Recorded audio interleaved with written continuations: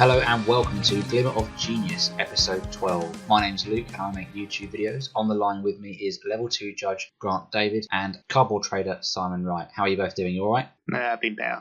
I'm feeling a bit rubbish as well, actually, to be fair. We're not really being positive at the moment, unfortunately. No, what is this? It's not like you've been tired out playing Magic all weekend at GP Birmingham, whenever that was. God, that was over a week ago now.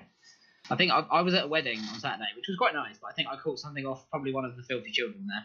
Filthy children. They're teeming with diseases. Like when I was a teacher, I think I was used to it, but now my immune system has got complacent. I don't know. You look like you were having a whale of a time riding go-karts. It was amazing.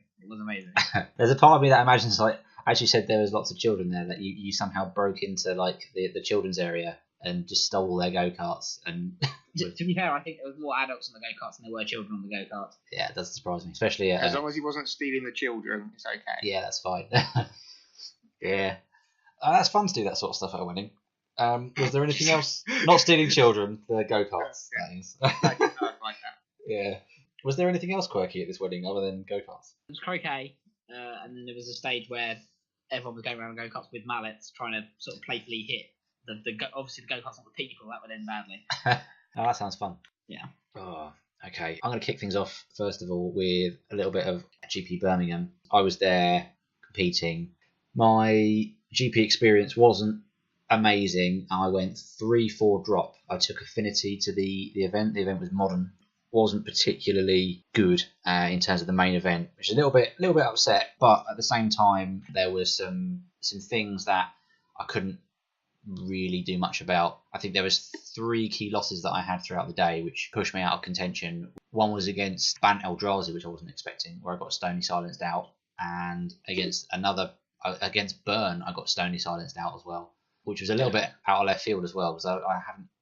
Obviously, they could play Stony Silence in their sideboards, but I wasn't expecting that. Also got steamrolled in another game against this. You'd probably like this deck, Grant, actually. It is a deck that exists, but it's kind of like under the radar a little bit. So sure. It's basically a Restoration Angel deck with enter the battlefield effects that it then just repeats to get value. And it was playing cards like Wall of Omens, Reclamation Sage. And it doesn't have Kiki Jiki as a win condition. It does have Kiki Jiki as a win condition as well, yeah. Oh, yeah, I saw that deck. That was quite big, like about a year, 18 months ago, I think. Yeah. So that's it's still a thing. This version that I've played against a couple of versions that have this card as well. They were playing the Eerie Interlude, which is the 3-mana instant from Shadows. Yeah. Which nice card. What does it do? So it basically exiles all your creatures that you control and then brings them back at the beginning of the next end step. Oh, yes, I know. White card. Is it a white card? Yeah. He kind of next leveled me a little bit. So, game 1, I went off and he cast Godless Shrine, pass.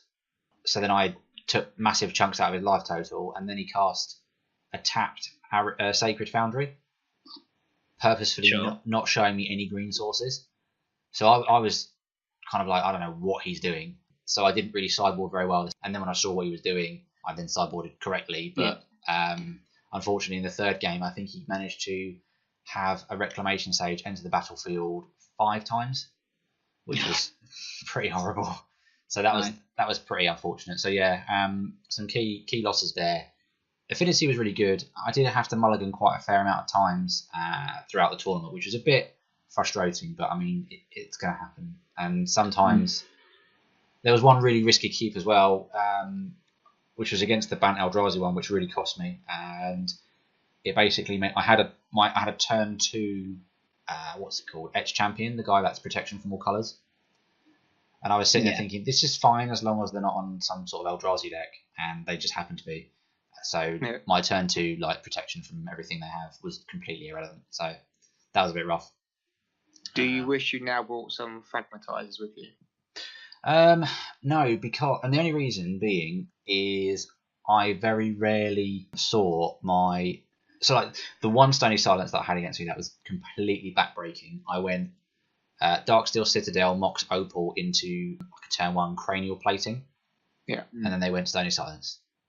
So I was like, I was literally just, and my second land in hand was a Darksteel Citadel. Yeah. And that was against the Burn player, because I was like, I'm pretty sure they're not going to board Stony Silence in, because they just don't tend to do that, which is obviously a horrendous misjudgment. So yeah, I kind of do wish I had something like that, but it's so awkward, because like in that situation, if I had the Killspell in hand, I still wouldn't have been able to cast it unless I naturally drew a Glimmer Void or something. So it's a weird one. It's a weird one. Was Glimmer Void and the new Kaladesh land as well? The Spire Industry. Yeah. Yeah. Do you actually wish you brought Boggles instead? God no. No. I kind of wish I'd been playing fairies and getting really, really, really, really good with that. There was actually a fairies list top 32, I think. You used to run fairies. That used to be your one of your fave modern decks. I know, and I got run over by Affinity a lot, and Can't beat him, join it. Yeah. Fairies is also horrendous against Burn. Like tragic. I don't know. I might just play Fairies for a little while, but Affinity, it was really good fun playing Affinity. Really good fun.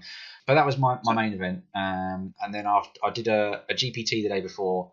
I lost in the mirror in the semi-finals against Affinity, which was really annoying. But they resolved in the games they won. They resolved Girapa Aether Grid before I did, which is very key. So they were able to like machine gun my whole board. And then I did a Chaos Draft the next day on Sunday, which was great.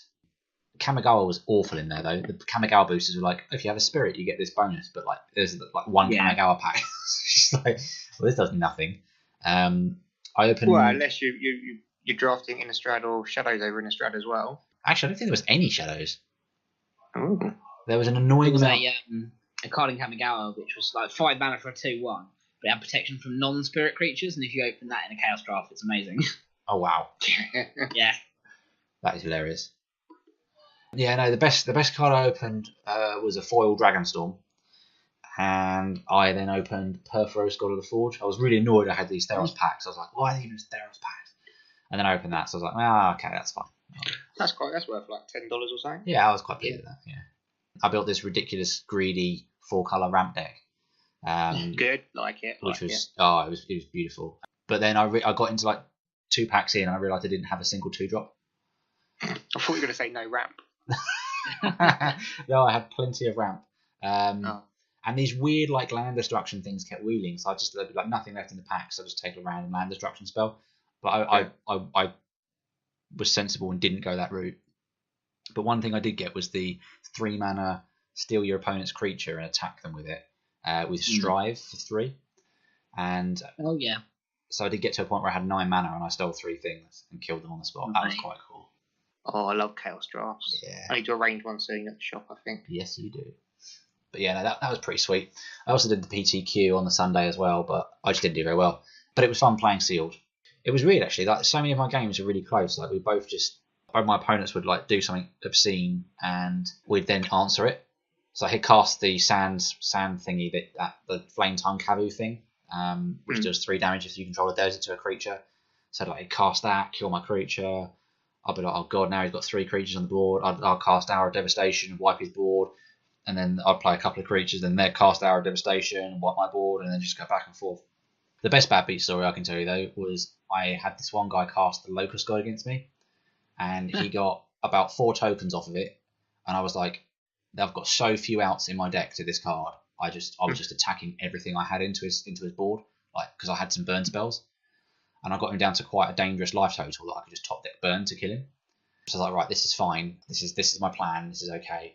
But then I top deck the other card that answers the god that I got in my deck, which I was quite pleased about. This is does 5 damage, exile it if it dies. So I slammed that down. At this point, he'd traded all of his tokens to keep his life total high because he knew what I was up to. So I killed his god, exiled it, and I was like, yes, this is great. He then kind of sighs, untaps, draws a card, pauses for about a second, and then replays this invocation.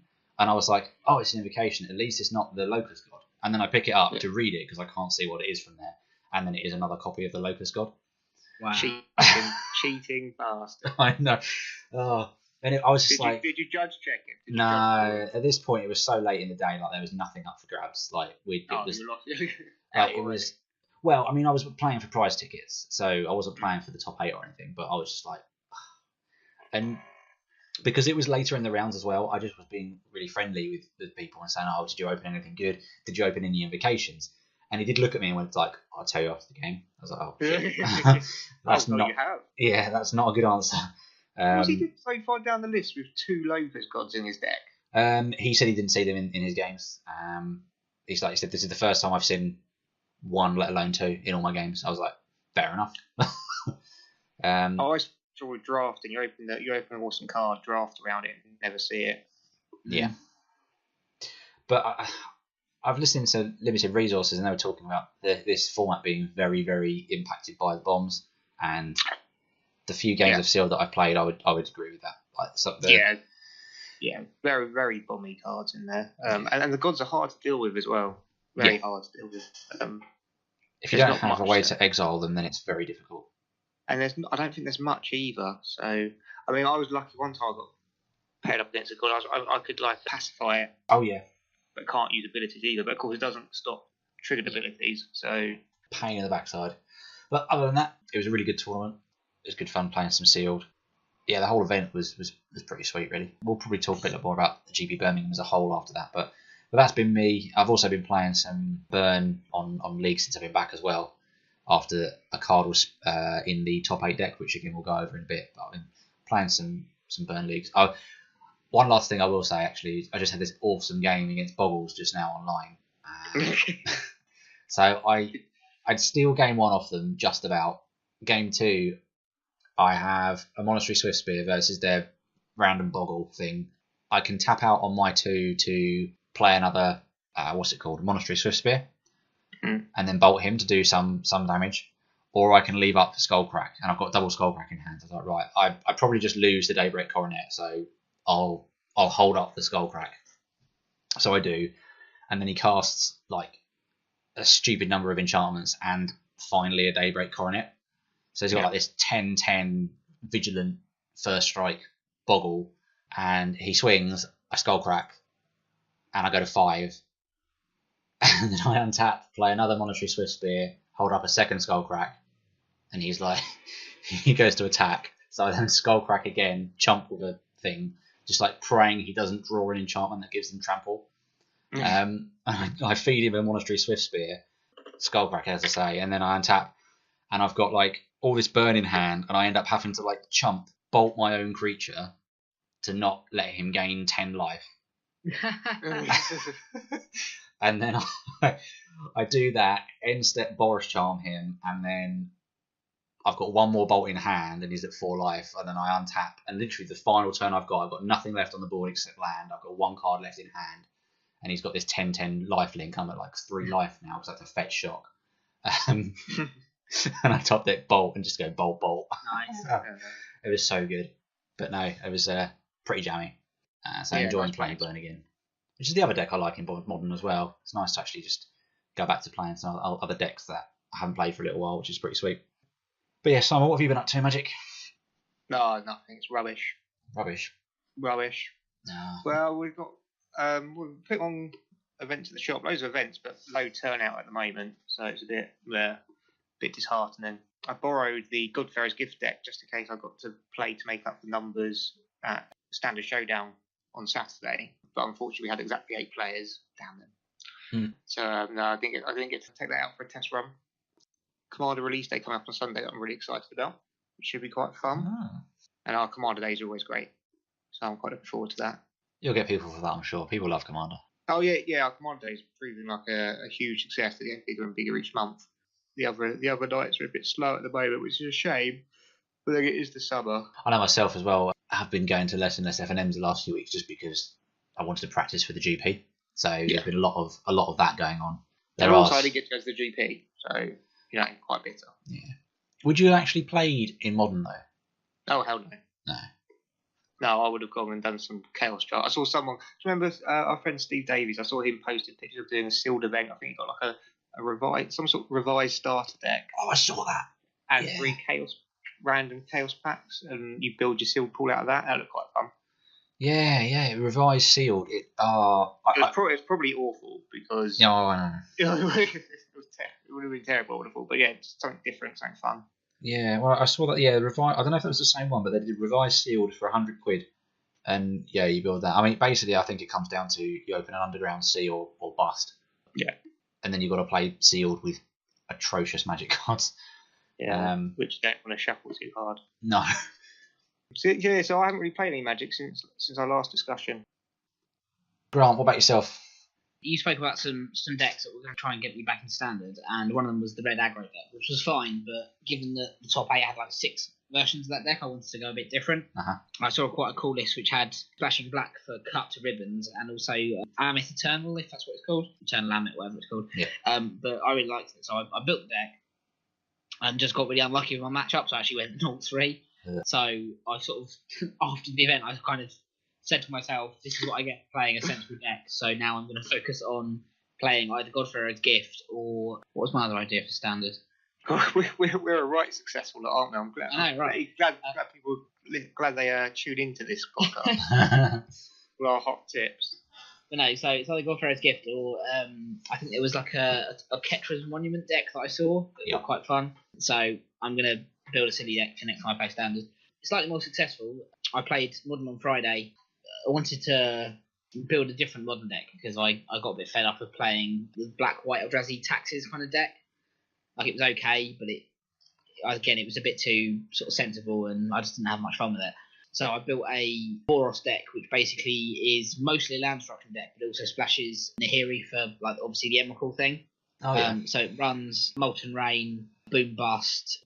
Did a quick search online for decks that are running Boom Bust, and there was a guy that was running, again, the same sort of thing with Nahiri and whatever, but it had a card called Shivan Wampus, which I'd be very surprised if you've heard of.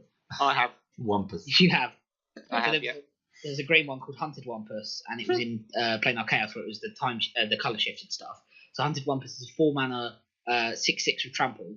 But when it comes into play, the opponent can sacrifice a land, and if they do, then it goes back on top of your library. But basically, as I said, the whole deck is basically land destruction.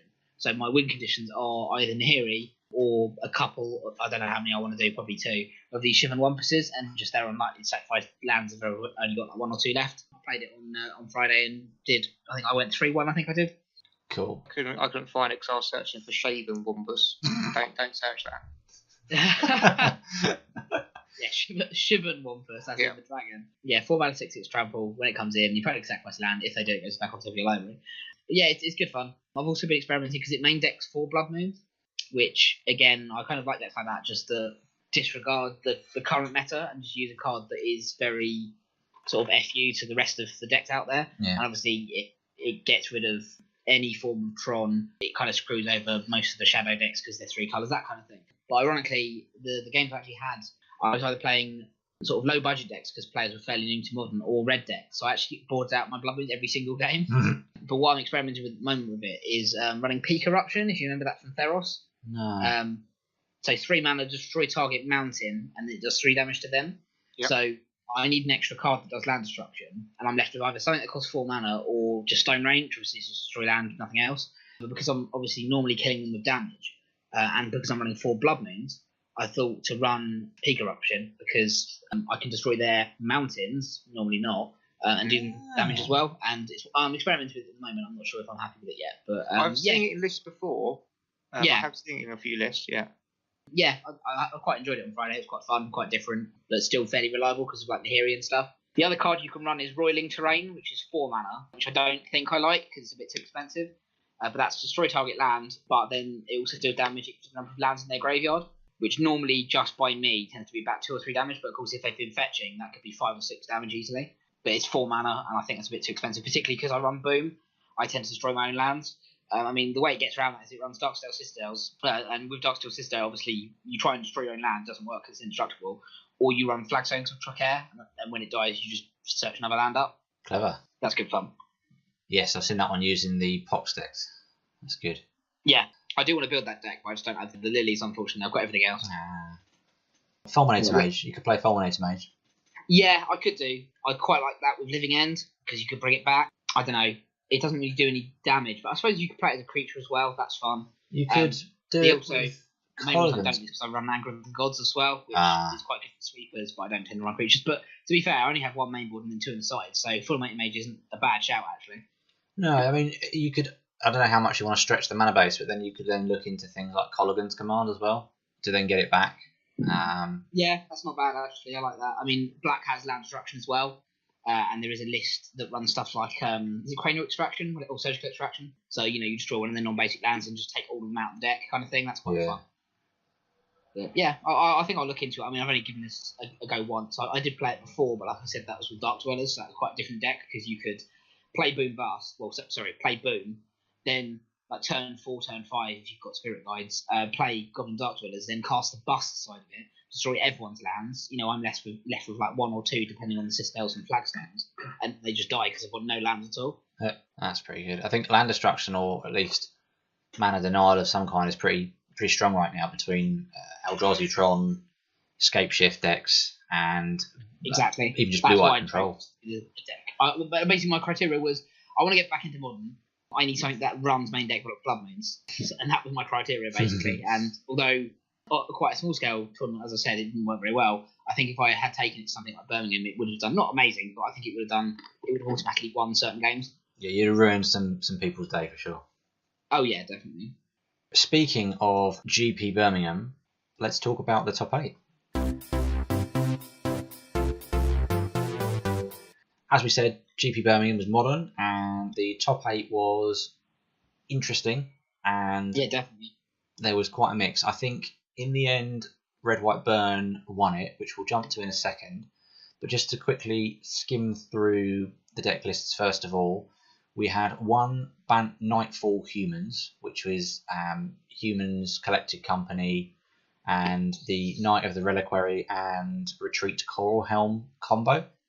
Yeah. You had one Lantern Control, which, if you've had the misfortune of playing against, is the mill strategy, and key card there is the artifact which stops you attacking. What's it called? Ensnaring Bridge. Ensnaring Bridge. Yes. Stops you attacking. Yeah. It just grinds you out, tears your hand apart, makes you only draw irrelevant cards. Really horrible. So that was there as well. And then you have a Countess Company, which is the new combo with Devoted Druid and Vizier of Remedies. So you gain infinite mana with those 2 cards, and you search up things like Walking Ballista to make a big enough one to just kill your opponent on the spot. And then we have the Burn deck, that was said. And then we've got Titan Shift, which is Primeval Titan and Escape Shift in the same deck. So basically leaning on Valakut as the win condition and burning people out with the lands. And then we've got Grixis Death Shadow, well-known Death Shadow lists, hurting themselves with Street Wraiths and other cards like Thoughtseize, and then just playing really mana-efficient threats and card advantage through Snapcaster Mage. And then we've got Abzan Midrange, which is all the good Abzan cards in one deck, from Tarmogoyf to Kalitas to Lingering Souls. And then we have Green Black Rock, which is more or less the same strategy, but without the white. Things like Dark Confidant to get some mana advantage, to get some card advantage that way.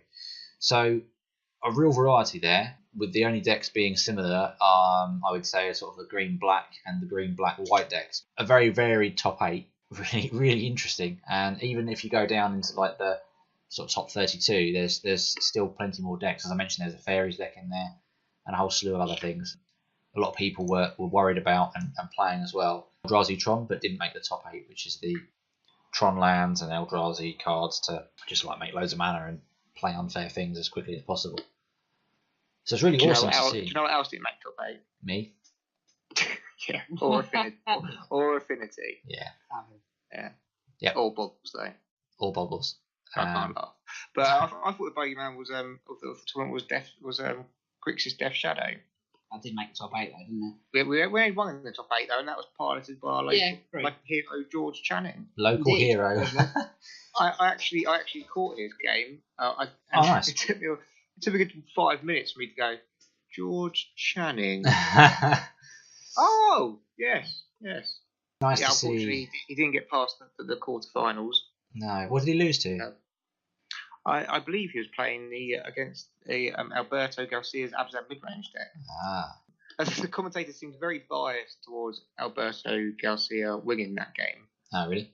I don't know if it's just because the deck was a better matchup or because Alberto Garcia is a well-known player. Quite possibly both. Yeah, George is getting there. Yeah, no, it's just really nice to see local people doing well at these events, isn't it? Really? I think he was the only UK person, the only English player to make the top 8 as well. I think that's true. Yeah, let's just say it is, even if it's not. Pretty sure it was. I remember going, oh, English players performing well as usual. Yeah. Good stuff. That's decent. In our own backyard. Yeah. Own backyard. That's our front yard, Birmingham. Yeah. But no, I mean, his the Death Shadow list that he took was fairly stock. Interesting things, I suppose, might be Izzet Status Caster, which is good against Lingering Souls, tokens. I did see a few black-white token lists, actually, so yeah, could be pretty useful. And other than that, is all the sort of stuff you'd see in the Death Shadow list before, so I'm not really going to go over that on in too much detail. One thing I will sort of mention, though, was Titan Shift decks. There was a lot of Valakut running around in different forms, Titan Shift or other sort of different flavours of it. I think, again, was why I was saying that Blood Moon's a good place to be at the moment. It's a very real deck, and it's something I think if you're going into Modern, you need to have an idea how to beat this deck, because it kind of is innocuous. It's like, okay, I'll suspend a Search for Tomorrow, I'll cast a Farseek, and then bam, there's Escape Shift and you're just dead. And if you don't have counter magic or a way to disrupt that, then you just lose to it. It's almost a bit like Storm, really. You get to a certain point in the game where they just beat you. That's what Modern's all about. Oh yeah. Valakut has always been sort of in the background. It's definitely a force to be reckoned with, I would say. It's also quite hard to interact with as well, because they've got a lot of redundancy. Like if you bring in things like Thoughtseize or counter spells, like, it's great. You might stop one thing, but they're running 4 Primeval Titans, 4 Escape Shift, and if they're just ramping anyway, it gets to a point where even if you've answered a couple of their threats, them just playing a land is like 3 damage. So yeah, they're a nasty deck. But the one thing I do want to talk about was the spicy tech in Loic Librian's Burn list. I'm assuming what was the name? Loic Librian's. I don't know. Brian. Let's call him. I've got it. Loic. Louis Bryan. Bernie Bryan. Yeah. Yeah. So sorry for butchering your name if you're listening, which I'm sure you are. So yeah, again, this list fairly stock except for 4 Shrine of Burning Rage, which nice. We were driving back to our house in Birmingham that we were staying in. People were saying, "Oh, he's playing 4 Shrine of Burning Rage," and I almost drove the car into the back of a van, and I was raging. When this card first came out, people laughed at me for suggesting it was playable. I don't care how many years it's taken for it to be true. I love this card from the moment it was like spoiled in original New Phyrexia, whatever it's called. Great for the long game. Yeah. In one of the article or little interviews he was saying, he attributed a lot of his wins to this card because you could just sit behind it and just burn everything else. And then all of a sudden, they might have been on 8 life, but now they're dead.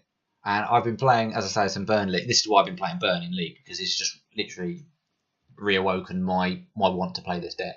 The most damage I've done with it has been 7, but pretty good. The least I've done with it has been 4. But in both instances, it's just been the thing that's killed them. And when you get 2 of them sitting there, and then you start casting spells and you've got 2 of them ticking up, it's hilarious. Well, it's more that they can't do anything about it. Like when it's down, unless they've got Stony Silence, which they're not going to really do against Burn. It's just they can't do anything about it. I've had people board that in against me twice online. Nice. It's been great. It's like you say, like, oh, if they board in Stony Silence. But I mean, if you think they're going to board it in, you just take it out and then they just board it in Stony Silence, which does nothing.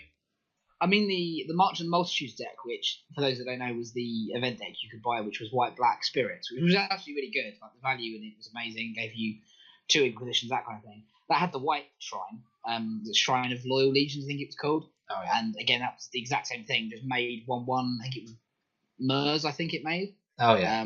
But I remember seeing that, and it never really made the cut, but I remember thinking, with tokens, that could be really powerful in the long game. Yeah. No. Does it just make a 1/1 each turn? Well, no, it ticks up the same as the red one. Oh, then you sack it. Like, yeah. And you obviously get an extra counter if you cast a white spell. It's obviously the white version of the shrine. There's obviously the other colours as well. Similar to the monument we've got in standard at the moment. You don't get a thing every time you cast it. Like the red one, it ticks up every time and when you cast. Interesting. That's all I've got to say on that. Excellent. Was there anything else in the top 8 that either of you were particularly interested in? I liked the one with Knight of Reliquary, just because it had like Mayor of Averbrook in it. always loved that card. I just never thought it was ever going to be good enough for modern. Yeah, so Mare they have a Overrock's lot great. of those. I like that it's got the Retreat of Korrahelm in there still. Yeah, it's nice. This will probably make a Knight of Reliquary spike again, I imagine. That keeps sparking, that does. It does. Not Mare Overbrook, though. Too many mares around. Mainly because it was also Promo. a promo. Yeah. Get loads of those around. But if the top 8 wasn't varied enough, looking again briefly through the top 32, you've got in 9th, you've got Dredge, Storm at 10th, Eldrazi Tron 11th, Ad Nauseam 12th. So again, even the next 4 decks are all completely different. And then Dredge again. And then some more Abzan mid-range, Death Shadow, Counters Companies, Titan Shift. So getting a few repeats there. Living End made 19th, which I was very surprised at. I just didn't think that would be good enough. Well, no, it's one of those decks, isn't it, where if you're just not prepared for it, it just wipes you. Yeah. 24th place, Fairies. Blue-black Fairies. Fairies? Ooh. Yeah. So, as I've seen a lot of decks play Fairies, 4 main deck Lilianas, which is interesting. But I want to get your opinion on a couple of cards in here, which I obviously am not playing. I was very surprised at. The first one is 2 Perilous Research, which is 2 mana instant, draw 2 cards, then sacrifice a permanent. What do you make of that? Instant speed, I like it. I've never seen it before. And you're basically drawing 2 for just 2 cards of 2 mana. You're just going to sacrifice a fairy. Yeah. So it's not going to cost you anything. I personally like I don't know if you know what I'm talking about. I can't remember what it's called. It's got like a sort of wax seal as the picture. It's that blue fairy tribal card. It costs 4 mana, but you can prowl it for 1. I'll have to find it on my phone. But basically, if you do damage to them with a fairy, then it costs 1 mana. And I think it's like look at the top 4 and draw 2 cards or something. Like that. I'll find it. Have a look, because I'm not sure if I like Perilous Research. I mean, the guy's obviously better than me. He's 24th. No, must know what he's doing to play this sort of thing. But it just seemed weird. It's not part of a cost. It's a good one. It's called Thieves' Fortune. It's 3 mana. It's a rogue instant tribal card, obviously. Prowl, so if you do damage to them with the rogue, which most fairies are, 1 blue.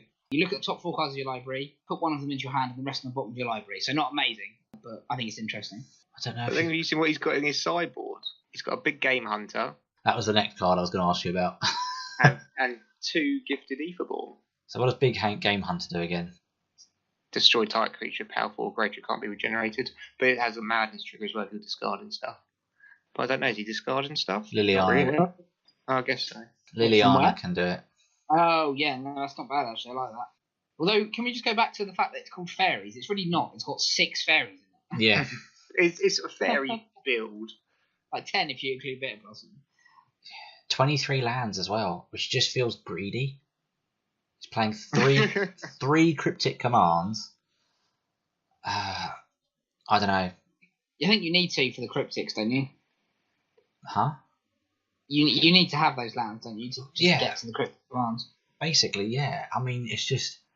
And the fact as well... Do you think he's not playing enough lands? I don't think he's playing enough. 20. I thought you were there going, so greedy playing all those lands. No. 23? No. I mean, like 24, 25. Just because you've got double black off Lily, and you've got double blue off of Vendilion Clique, triple blue off of Cryptic Command. You're playing. And he's not helping himself. He's running Mutavault as well. Yeah, and if you're playing fairies, you have to be running 4 Mutavault. It's just crazy. I mean, Ramon's nice to draw a card. Perilous Research draws a card, so maybe he can do that. But I mean, there's a lot going on in the early turns of Modern. Is he really going to have mana up to cast Perilous Research? 4 Fatal Push is good. But yeah, no, I just thought this was an interesting take on fairies, even though there's only 6. Perilous Research, obviously that goes with Fatal Push, doesn't it? How? Yes, it does, yes. So there's that. Okay. Trigger Revolt, yeah. Yeah, that's not bad. That's quite cute. Also, if Bitter Blossom's about to kill you, you can get rid of it. So this is true. Good. That's good. Even better. That's even better, actually, yeah. Yeah, nice. For all your pro advice, Makes more sense now. come to Glimmer of Genius. We eventually get there. I just don't like the fact that they can be responded to. It's not a cost. If it said it's an additional cost, sacrifice a permanent, I might like it more because then you can lock in what you're going to get rid of. Whereas you could say, I'll cast Perilous Research, sacrifice. Oh, do you have to name what you're sacrificing? Because it doesn't target, does it? So would I have to? No. You don't have to, no. Okay, so I could say, right, perilous research on the stack, and then my opponent would have to do something in response before I would if they reveal. kill something that you were going to sacrifice, you don't have to sacrifice that anymore. Yeah. I mean, but by the same merit, I think that's kind of better in some situations as well. Because I'll give you an example. You know, I ran that silly deck in Standard, the Descent of the Dragons one, which destroyed all creatures, and you got that many dragons. It was one of those things, again, where it wasn't part of the cost, so that if they countered it, at least you didn't have to sacrifice or destroy something. So I think it's similar to this in that, you know, sure, if they counter it, at least you don't lose another thing. That's true. It depends on how often you're going to use it to usefully get rid of the thing, I guess. No, that's a good shout, actually. I like that. Yeah. I suppose as well, if you're going to chump with a fairy token anyway, as well, like. Yeah. It's not good. Yeah. Okay. So this is why I asked you, because I was just reading it thinking this just seems weird. But when janky interactions come to us. Yeah. Finally, they have 2 gifted Aetherborn in the board as well. I'm not sure what that is. Not the creature, but I mean what that's for. I guess against red, but I don't know if boarding in something that dies to a bolt is correct, but exactly, yeah.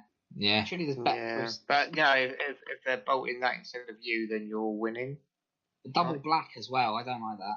Yeah. Well, they're full greed anyway, so I'm not a fan of that personally. I think there's better lifelink / death touch options. Yeah. That would be my immediate kind of thoughts. But yeah, it's always going to be a horrendous matchup anyway. But meh. And then you've got 2 Tech Edge as well, which is, I suppose, for control-y kind of matchups where it's going to go long, or just to get rid of anything like Valakut or whatever. Plenty of affinity in this top 32 as well, but no other burn lists that I can see, and plenty of Death Shadow. Storm's making a slight resurgence because of Barrel giving you a second Electromancer. When I'm making a sideboard, trying to put in at least 1 or 2 Rule of Laws or Eidolon the Rhetorics just to stop that kind of thing. Yeah.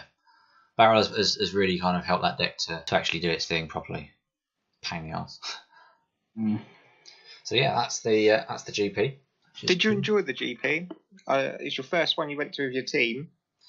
Yeah, it was really good fun. Going as part of a team made the whole thing a lot more enjoyable.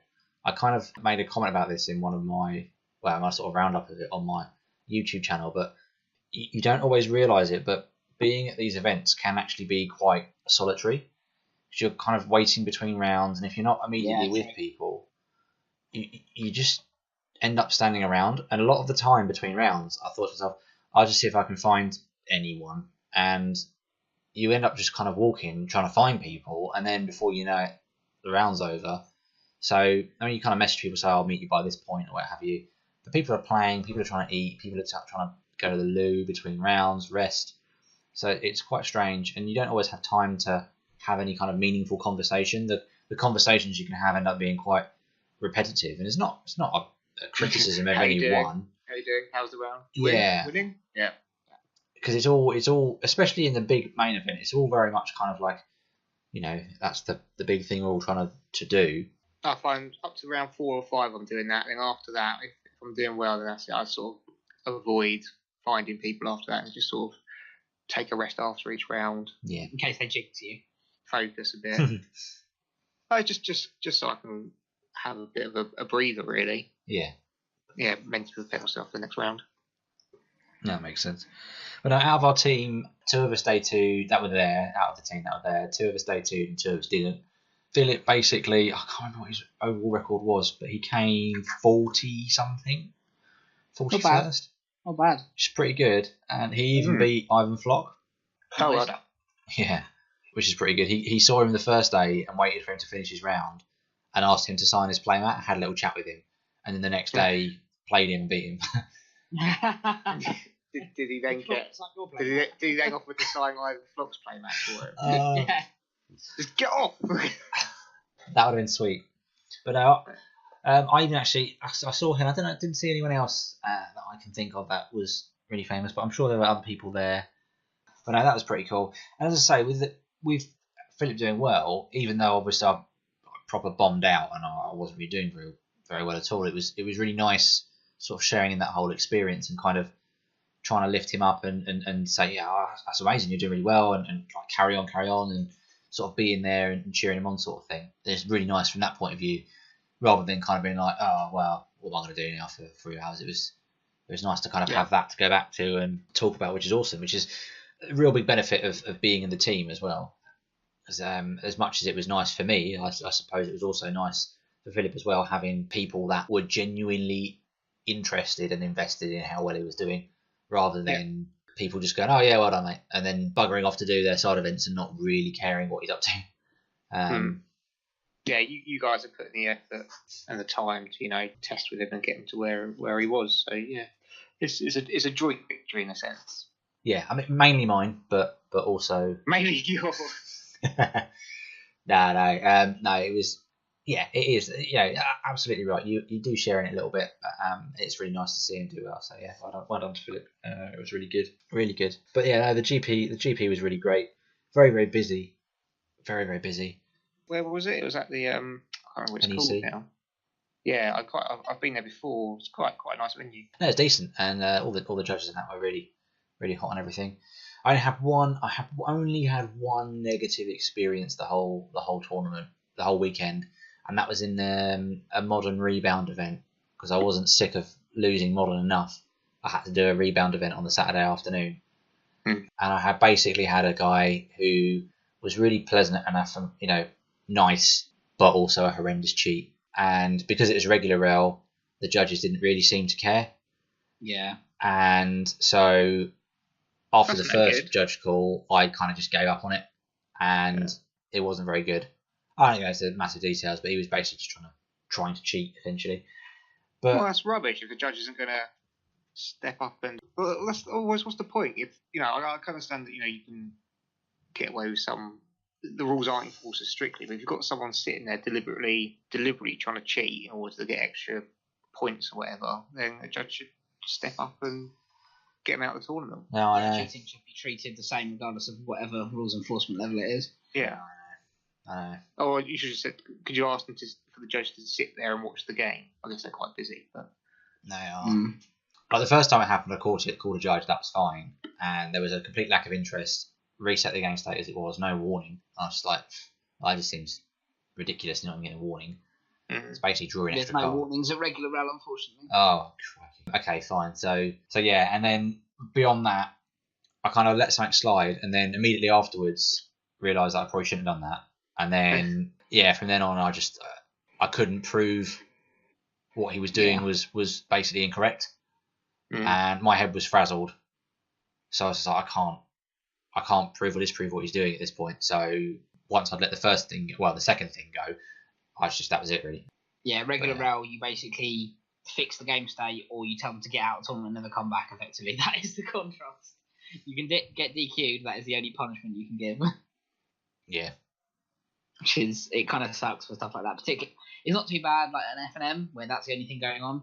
But when you've got such a high contrast between like literally, competitive or professional rail, and then that it's not great. Was it that he just wasn't actually that competitive and wasn't that good at knowing all his triggers? No, he was hyper competitive. He was playing blue white control, and he knew. Oh, yeah. He knew what he was doing. No, take it back. I'd say no more.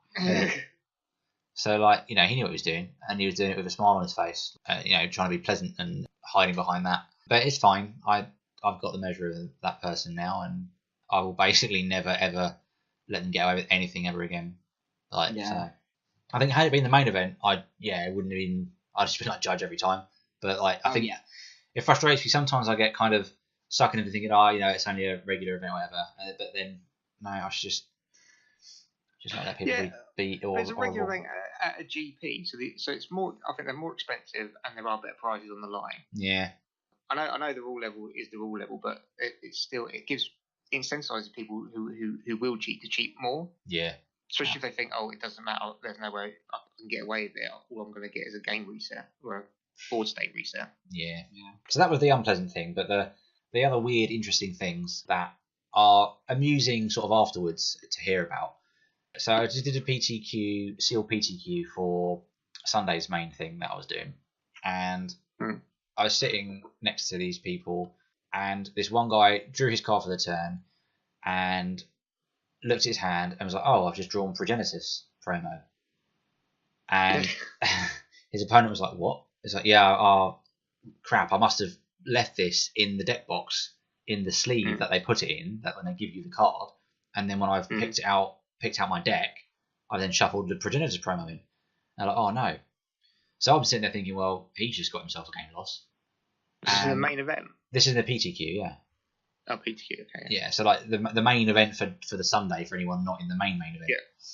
So serious like prizes is a PTQ. So they call a judge, and the judge goes, "I'll just double check with the head judge." Head judge comes over and says, "So what we're going to do is not going to be a game loss. It would have been, but until recently we've had a change, and so it's not going to be a game loss for this. However, what we're going to do is you're just going to remove the Progenitus from the situation, and you carry on." He says, "Oh, do I not get to replace the Progenitus with a card because I should have an extra card?" He's like, "No, you do not get to draw an extra card." And the guy was really angry and was saying, "But if you're resetting the game state, I should get my card." Yeah. But this wasn't turn one. This was like turns however many into the game. So to say you're able to replace that card at this point is difficult because you don't know what the sequence could have been from that point. You're not at step one. You're at step however many turns. And I'm sitting there thinking, dude, you've dodged a game loss. Keep your head down. like carry on. But no, he kind of pushed the issue. But in the end, the judge pretty much said, "I'm just going to explain the fact that while you're not getting a game loss anymore and you're only getting this," and then in the end, the guy kind of took the hint and was like, "Yeah, okay." No, but he wasn't very happy. Well, some Magic players are never happy. No. And then shortly afterwards, I got a game loss because I forgot to register my basic lands. Nice. Smooth. It was really annoying. Pro tips. Pro tips. Glimmer of Genius. No, but to be fair, I was going to do it, and then as I was doing it, I moved my deck box to one side, and then a judge appeared from the other side and was like, "Deck lists," and I just sort of was like, "Yep, here you go," and then just kind of blissfully unaware came along, and then the judge basically was like, "Yeah, you're going to get a game loss because you have plenty of time to fix this, but you haven't fixed this in time." I was like, "Yep, that's fair enough." You've just put 20 Progenitus promos into your deck instead. So yeah, that was awkward, but it was fine. I won that round. How come you don't get a game loss for putting extra cards into your deck anymore? He probably would have done if it wasn't the Progenitus promo. I would assume if it was if it was any card like that. But I think it was because it was specifically the promo you get in the GP and therefore cannot use it. Like, was it? Oh, we've recently made that change since yesterday. We would have had to DQ 100 people for having the promo. Yeah, maybe. I think he said it was a few months ago, but I'm not sure. Had it been like, I don't know, an hour of devastation, then maybe he wouldn't have got away with it. You know, it would have been, no, that's a game loss because you've got a sleeved up copy of this bomb rare. That's not going to wash. I guess it makes sense. It's the event promo, then Yeah, and also you can see it happening. Exactly. He drew the card, revealed it immediately, and that was it. Yeah. Any other player would have just sandbagged it and hope you didn't play Thoughtseize for the rest of the game. Yeah. Can you imagine? That'd be awkward. Thoughtseize, scoop. What? Yeah. No, I'll scoop. Yeah. Oh yeah, you could do that, couldn't you? Yeah. Oh well, I'd forget to do that and get all shy and be like, there you go. So yeah, entertaining. The cool thing was though, yeah, it was good. Cool thing about my game loss though was it meant I got to start without having to roundly determine. So I got turn one, so that was good. I got the play, and I jokingly said to the judge, "That was my plan all along." You see. Another game loss. To which he replied, "Oh, so you were cheating?" I was like, "No, that was a joke." But no, the judges were really cool. Yeah, I didn't have any issues with any rogue judges apart from the one that seemed a little bit disinterested. But I always find the judges quite good at GPs, even though they're very overworked. Yeah. Underpaid. Yeah, they're always. I mean, sometimes you've got one that's a bit of the end of his tether a little bit, but but that's going to happen. It's been a long weekend. Straining. But they always seem to do their best. Yeah. What Grant, if you don't mind me asking, what do you for doing a GP? What would you get? What's your compensation for that? It depends on who's running it, what level you are, and some other stuff. But the only GP I did, I don't mind sharing with you, that was for Barcelona. As a level 1, you would have just got one box per shift. But given that most of the staff are level 2s and level 3s, I got, I think it was €130 per day and a box, basically. How long's a day shift? 8 hours, but normally a bit more because you generally just help out stuff as well. Yeah, for €130 and a box. Yeah, so I mean, if say I was judging Birmingham, I probably would have made a profit. But given that obviously flying to Barcelona, Airbnb, whatever, I basically just and also the money I spent there, I just basically broke even, if that kind of thing. So it sounds decent, but of course you've got to think about where you're going to. Yes. Yeah. I'm glad you get some amount of cash because I didn't realise. I thought it was just product you got paid in. So that at least you're getting something. It depends. Some tournaments do. Generally, they don't do that very much anymore. Okay. Because just flights need money kind of thing. But certainly for PPTQs and stuff, it's normally just product. But GPs tend to be a bit more sensible. I guess it's quite good then. You sort of, as long as you're not going for the main event, you go, you pick up one shift, covers your travel, hopefully accommodation, and then you sort of get the rest of the other 2 days and a bit of a day to enjoy the GP technically for free. Yeah, it depends on where it is, what your arrangements are, and whatever. But yeah, ultimately you can certainly make a profit if you're level 3. Level 2 you probably tend to break even. But yeah, it's nice. Like I mean, I just saw it particularly for Prague as well, just as like a free sort of holiday kind of thing. Yeah. You're working for a lot of it, but you've got a few evenings kind of thing. But you're doing something you enjoy. I mean, if you didn't enjoy the whole judging thing, it would, exactly. Yeah. It's. I think, like you say, if you network a little bit and you clever with how you're doing it, you're not going to be out of pocket too much. Yeah, exactly. So that is all for now from us. Thank you very much for listening. If you enjoyed the show, give us some feedback on our Facebook page. You can search up Glimmer of Genius or at Glimmer of Genius on Facebook. Follow the group and keep up to date with whenever we are sending out podcasts. We can also be found on the MTG Cast network. That is mtgcast.com, as well as our own podcast website, which is glimmerofgenius.podbean.com. Also, if you're interested in even more Magic the Gathering content, then please check out my YouTube channel, Vincent Games, which you can find in the description below, or have a look at Vincent Games on YouTube. Thanks very much for listening, and stay tuned for more. See you later. Awesome. Take care. Bye.